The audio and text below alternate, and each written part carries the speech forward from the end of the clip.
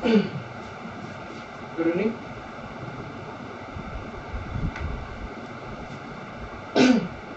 हमने last partnership के बारे में पढ़े थे और हम आगे इसको कंटिन्यू करेंगे।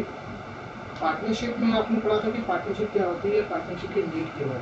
ठीक है, अब हम थोड़ा सा एक स्टेप आगे बढ़ेंगे। ठीक है, और भी चीज़ें पढ़ेंगे पार्टनरशिप से रिलेटेड। ठीक, तो थोड़ा सा ध्यान से सुनिए। मान लीजिए दो पार्टनर हैं, ए और मिस्टर ए और मिस्टर बी है। ठीक है, देखिए जब भी पार्टनरशिप होती है तो एक चीज सबसे कॉमन होती है, वो क्या होती है? एग्रीमेंट। जब भी पार्टनरशिप होगी तो एक एग्रीमेंट होगी। एग्रीमेंट मतलब कुछ नहीं है, कुछ ऐसे टर्म्स एंड कंडीशन होंगे जहां मिस्टर ए और मिस्टर बी क्या होंगे, एग्री कर रहे होंगे। That is called agreement. ठीक है, अब दिक्कत की बात यह है कि जो एग्रीमेंट होता है वो ओरल भी होता है और रिटर्न भी होता है। अगर रिटर्न है तो कोई बात नहीं, सब कुछ रिटर्न फॉर्म में रहता है कि कितना इनका प्रॉफिट शेयर रहेगा, कितनी कैपिटल कौन क्या लगा रहा है, किसको कितना इंटरेस्ट और कैपिटल मिलेगा, और जो चीज़ें भी सब टर्म्स एंड कंडीशन लिखी रहती है। अगर ये रिटर्न में रहता है तो इसको कहते हैं हम पार्टनरशिप डीड।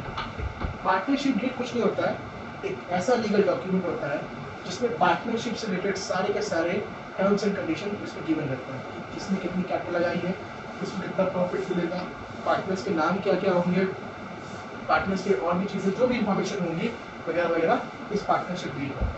तो कल को कभी भी इन दोनों के बीच, अगर इन दोनों के बीच कोई डिस्प्यूट खड़ा होता है, डिस्प्यूट मतलब होता है झगड़ा, तो किस बेसिस पे रीजन लेंगे? इस पार्टनरशिप डीड में। जैसा पार्टनरशिप डीड में लिखा है हम वैसे काम करें।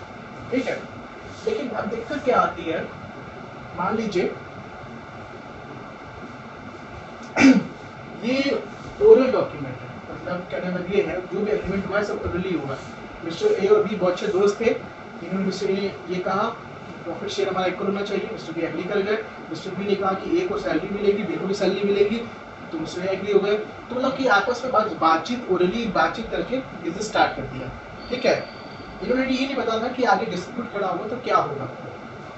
तो अब होता क्या है कि इन दोनों के बीच डिस्प्यूट हो जाता है।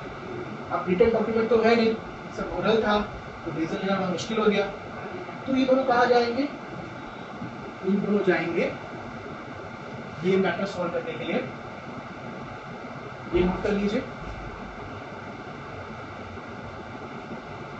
ठीक है, देखिए ओरल एग्रीमेंट था तो रीजन नहीं हो सकता, तो ये दोनों कहाँ जाएंगे?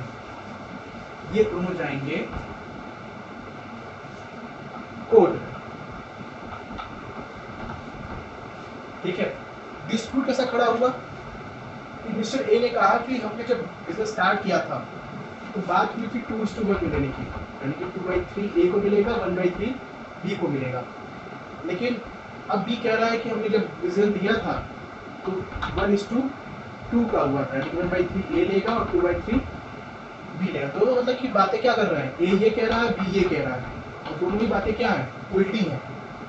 नहीं ए प्रूव कर सकता है, नहीं बी कर सकता है, क्योंकि दोनों पास एविडेंस नहीं है। सब कुछ क्या हुआ था, ओरल हुआ था। ओरल की कोई वैल्यू नहीं होती है कोर्ट के सामने। ठीक है, तो अब कोर्ट में जो जज है उसको रीजन तो लेना है, तो जज को रीजन कैसे लेगा? जज अब अपनी बुक खोलेगा, उस बुक का नाम है पार्टनरशिप एक्ट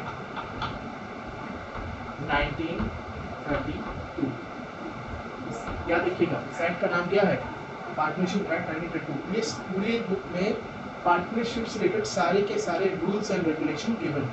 ठीक है, अब अब झगड़ा किस बात का था कि प्रॉफिट ये होना चाहिए कि ये होना चाहिए, एक ने कहा ये होना चाहिए, बी ने कहा ये होना चाहिए।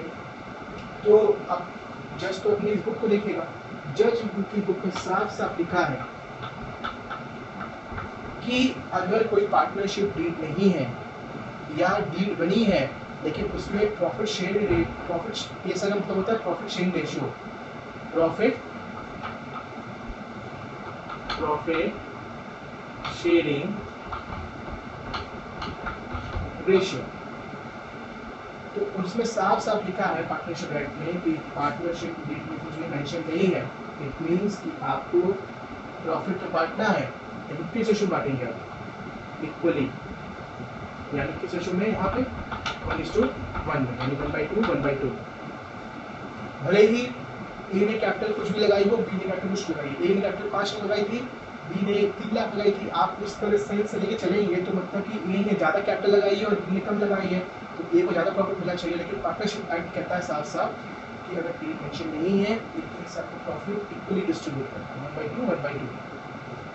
ठीक है, ये तो एक झगड़ा हुआ।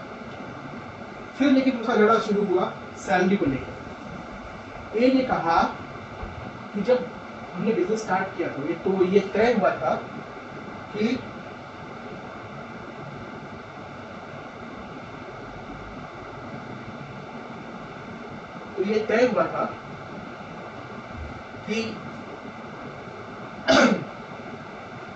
हम ए को सैलरी देंगे कितना, 10,000 रुपये पर महीना, यानी साल में कितना हो गया, 1,20,000। लेकिन बी कह रहा है कि ऐसी कोई बात नहीं हुई थी। फिर से दोनों में झगड़ा शुरू हुआ, डिस्प्यूट खड़ा हुआ। कहाँ जाएंगे दोनों, जाएंगे कोर्ट में। जज तो कोई रीजन दे नहीं सकता क्योंकि भाई दोनों के पास कोई भी रिटन डॉक्यूमेंट एविडेंस नहीं है। इट मीन्स कि पार्टनरशिप एक्ट के अकॉर्डिंग चलेगा और इसमें साफ साफ लिखा है कि अगर डीड में मेंशन नहीं है तो सैलरी किसी को नहीं दी जाएगी, no required to give salary.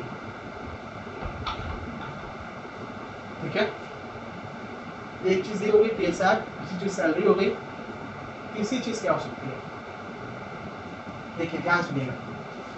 ए ने कैपिटल लगाया और बी ने कैपिटल लगाया, तभी बिजनेस स्टार्ट हुआ होगा।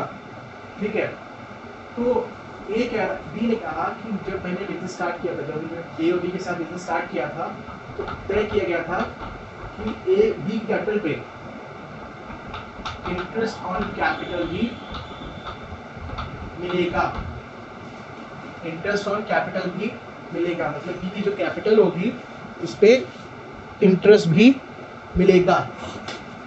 लेकिन अब ये कह रहा है कि पैसे की बात ही नहीं होती। फिर से झगड़ा हुआ, फिर डिस्प्यूट खड़ा हुआ। तीसरा पॉइंट यही है कि इंटरेस्ट ऑन कैपिटल नहीं देना है अगर डीड में मेंशन नहीं है या डीडी नहीं है। चौथा पॉइंट लीजिए, बी बार बार ड्राइंग कर रहा था, बार बार पैसे विड्रॉ कर रहा था पर्सनल यूज के लिए। ड्राइंग मतलब जानते ही नहीं कि जब पैसा विड्रॉ करते हैं यहाँ पर्सनल यूज के लिए, कॉल्ड ड्राइंग। अब ए ने कहा कि आप बार बार पैसे विड्रॉ कर रहे हो तो बदले में आप इंटरेस्ट दीजिए फर्म को। ठीक है, ध्यान से सुनिएगा, जब बी ने इंटरेस्ट मांगा था तो फर्म के लिए क्या था, खर्चा था, तो बी को मिल रहा था। यहाँ इंटरेस्ट और ड्राइंग बी से लेना है, यानी फर्म को क्या हो रहा है, फायदा हो रहा है। तो ए ने कहा कि बी से इंटरेस्ट ऑन ड्राइंग चार्ज होना चाहिए क्योंकि ड्राइंग ही बार बार कर रहे हैं, पैसा विड्रॉ कर रहे हैं। तो दोनों फिर जब झगड़ा शुरू हुआ, दोनों गए कोर्ट में और इंटरेस्ट ऑन ड्राइंग के बारे में कोर्ट ने साफ कहा है कि कोई भी इंटरेस्ट ऑन ड्राइंग चार्ज नहीं करना है किसी भी पार्टनर से, भले प्रॉफिट शेयरिंग रेशियो कुछ भी हो। ठीक है, या कितनी भी ड्राइंग कर रही हो। ठीक है, तो एक ये, 2 3 4। पांचवा पॉइंट क्या है,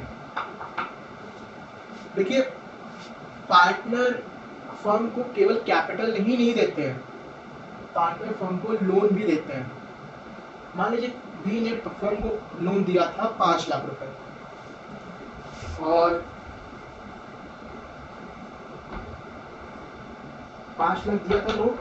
ठीक है, लोन और कैपिटल में अंतर है। ठीक है, लोन तो जो पैसा आउटसाइडर देता है वो होता है, और कैपिटल कौन देता है? जो ओनर होता है। कैपिटल पे प्रॉफिट देता है, लोन पे इंटरेस्ट देना होता है।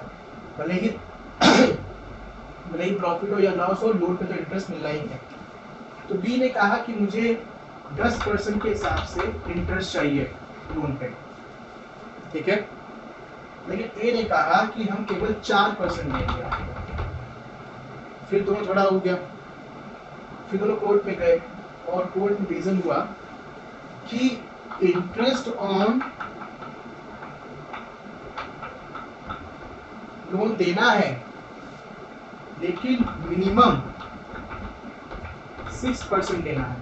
मतलब जो एक कह रहा था कि 4% देंगे, तो कोर्ट ने ए से कहा कि आपको 6% तो देना ही है, 6% तो देना ही देना है, और ज्यादा देना हो तो दे भी सकते हैं आप, 6 से जितना चाहे उतना ज्यादा दीजिए, कोई दिक्कत नहीं है, लेकिन 6 तो मिनिमम देना है। तो रूल में साफ साफ लिखा है कि इंटरेस्ट ऑन लोन मिनिमम 6% होना चाहिए। एक चीज याद रखिएगा, आप लोग इंटरेस्ट ऑन कैपिटल और इंटरेस्ट ऑन लोन में कंफ्यूज होते हैं।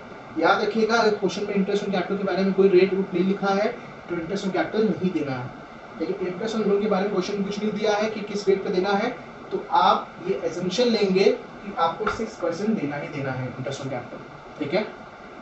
तो ये हमारे रूल्स हो गए पार्टनरशिप। 1 2 3 4 5 है। ये जो 5 मेन पॉइंट है जो यूज आते हैं, 6 और 7 भी है, मैं आपको बता देता हूँ, ऐसे ही बता देता हूँ। छठा पॉइंट है कि डीड में लिखा है, अगर पार्टनरशिप में लिखा है कि अगर डीड नहीं बनी है और ये चाहता है कि मिसेस ए भी आ जाए बिजनेस में, ये चाहता है कि मिसेस ए भी आ जाए बिजनेस में, लेकिन बी नहीं चाहता, तो पार्टनरशिप एक्ट में साफ साफ लिखा है कि अगर डीड नहीं बनी है तो दोनों पार्टनर्स की कंसेंट होना जरूरी है। कंसेंट मतलब रजामंदी होनी जरूरी है कि मिसेस बी ए आ जाए। अगर खाली मिसेस ए की कंसेंट है और मिस्टर बी की नहीं कंसेंट है तो वो नई पार्टनर नहीं आ सकती। लेकिन अगर डीड में मेंशन है, डीड बनी है, उस मेंशन है कि अगर एक पार्टनर भी एग्री करता है तो नया पार्टनर आ सकता है, तो वो नया पार्टनर आ जाए, कोई दिक्कत नहीं। सातवां पॉइंट ये है कि दोनों पार्टनर्स अपनी बुक्स ऑफ अकाउंट्स को चेक कर सकते हैं, कोई दिक्कत नहीं है, ठीक है। तो ये 7 पॉइंट है, आपको रखना होगा। कई जगह लिखा रहता है, जो मेन टॉपिक है ये, इसका नाम है rules applicable in absence of rules applicable in absence of